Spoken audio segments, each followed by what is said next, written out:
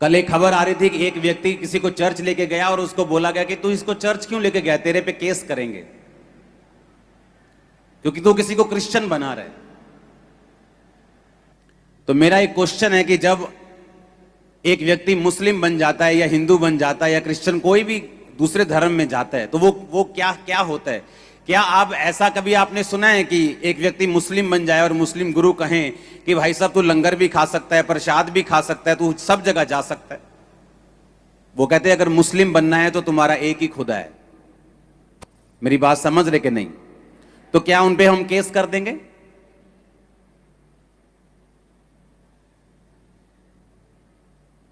जब हम एक परमेश्वर को मानते हैं तो हमें उसी को मानना है।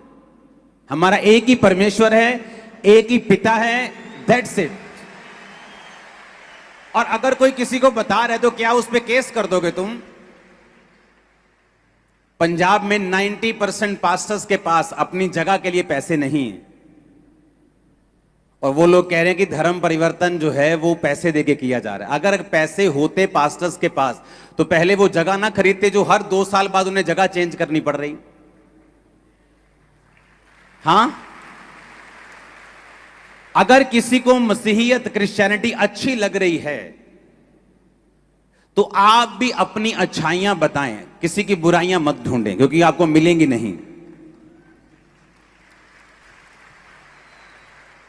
अगर कुर्बानियों की बात करें तो क्रिश्चियनिटी में जितनी वर्ल्ड में कुर्बानियां हुई हैं किसी धर्म में नहीं हुई होंगी, लेकिन हमारा मकसद अपने धर्म को किसी के साथ कंपेयर करना नहीं, किसी को नीचा करना नहीं, किसी को टीस देना नहीं, बल्कि सबके लिए प्रार्थना करना और सबके सबसे सब प्यार करना और सबको साथ लेके चलना है। आमीन। वो मसीह कौम जो कुर्बानियों के लिए मशहूर है वो 1-2 पर्चों से डरने वाली नहीं है। और वैसे भी पंजाब में आने वाले समय में एक कमेटी बनने जा रही है, उस कमेटी का नाम एक्शन कमेटी होगा और वो कमेटी पूरे पंजाब में जितने भी लोग मसीह के कारण सताए जाते हैं, सुनो, क्योंकि वो एक्शन कमेटी जो होगी उसका गठन 1 हफ्ते के अंदर अंदर हो चुका है, अभी वो अनाउंस हो जाएगी। उसका काम होगा कि जो लोग जिन पर जानबूझ के सताव दिया जा रहा है कि तू फलाने को चर्च में ले गया, तुझ पे केस करेंगे। तो मेरी प्रशासन से विनती है, सरकार से भी विनती है कि सोच समझ के किसी एक विश्वासी पर भी केस करना, क्योंकि ये सभी लोग आपको भी पकड़ने वाले हैं। क्योंकि मुझे मालूम है, मैं जिम्मेवारी लेता हूं, मुझे मालूम है कि किसी का धर्म परिवर्तन बाय फोर्सफुली नहीं हो रहा। मुझे पता है, आपको पता है। ये मीडिया का युग है, ये सोशल मीडिया का युग है, कोई चीज छुपी नहीं रह सकती, एक चीज भी छुपी नहीं रहती। तो इतना बड़ा, अगर इतने लोग 50-60 लाख लोग अगर परमेश्वर में आ गए, आपको लगता है कि सबका धर्म परिवर्तन और सबका पैसे देके धर्म परिवर्तन हुआ है? अब एक्शन कमेटी जो बनेगी वो सरकार के साथ और दूसरे धर्म के लोगों के साथ तालमेल बना के उनको समझाएगी कि ऐसा कोई भी स्टेप लेने से आप गुरेज करें, आप बचें, नहीं तो वो स्टेप आपका कामयाब होने नहीं दिया जाएगा 1 हफ्ते के अंदर अंदर।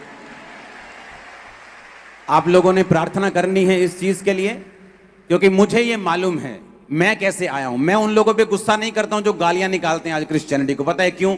मैं भी उन लोगों की जगह के ऊपर था, मैं भी यही कहता था। मैं तो हर बार ये कहता हूं कि अगर ये हीलिंग, ये मिरेकल्स आपने मुझे तब दिखाए होते जब मैं एक कंप्यूटर इंजीनियर था और मसीह में नहीं था, मैं भी यही कहता कि सब ये खरीदे हुए लोग हैं, ये सब ये इनकी चाल है, ये सब धर्म परिवर्तन करवाने के लिए कर रहे हैं। मैं भी यही कहता। इसलिए लोग बोलते कि जब वो लोग आपको ऐसा बोलते हैं आप गुस्सा क्यों नहीं करते? मैं कहूंगा मैं क्यों गुस्सा करूं जब मैं भी एक दिन उन्हीं की जगह पे था। मैं उनकी जगह पे था और तो किसी क्रिश्चियन ने मेरे को प्यार किया तो आज मैं क्रिश्चियन हूं, तो मैं भी उनसे प्यार ही करूंगा।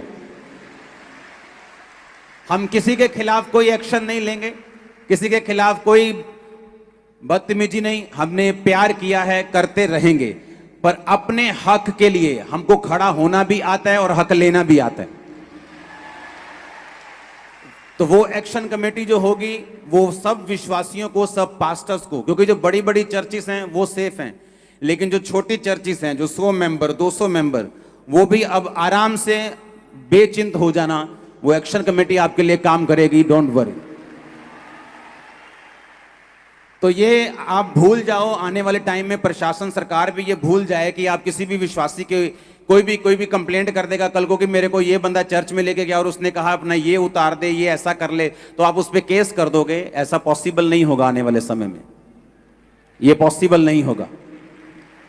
हालेलुया। क्योंकि मुझे मालूम है ऐसा नहीं है।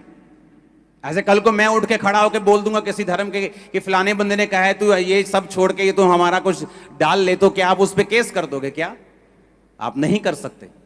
मेरी फ्री विल है, मैं जहां मर्जी जा सकता हूं, जब मर्जी पकड़ सकता हूं, जब मर्जी छोड़ सकता हूं। हालेलुया।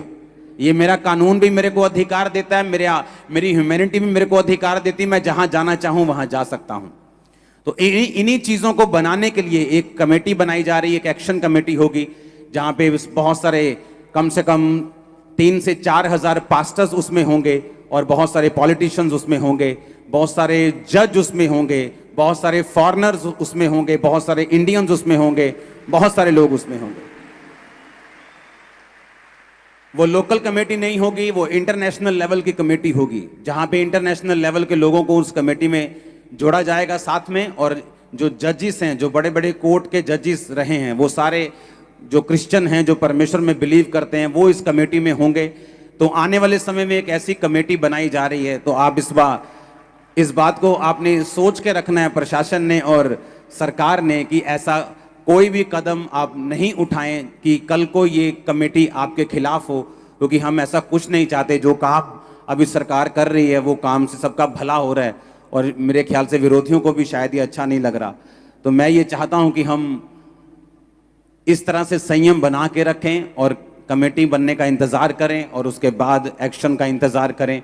वो प्रार्थना करने वाली कमेटी होगी, लॉ जानने वाली कमेटी होगी, पढ़े लिखे लोगों से भी पढ़ी लिखी कमेटी होगी।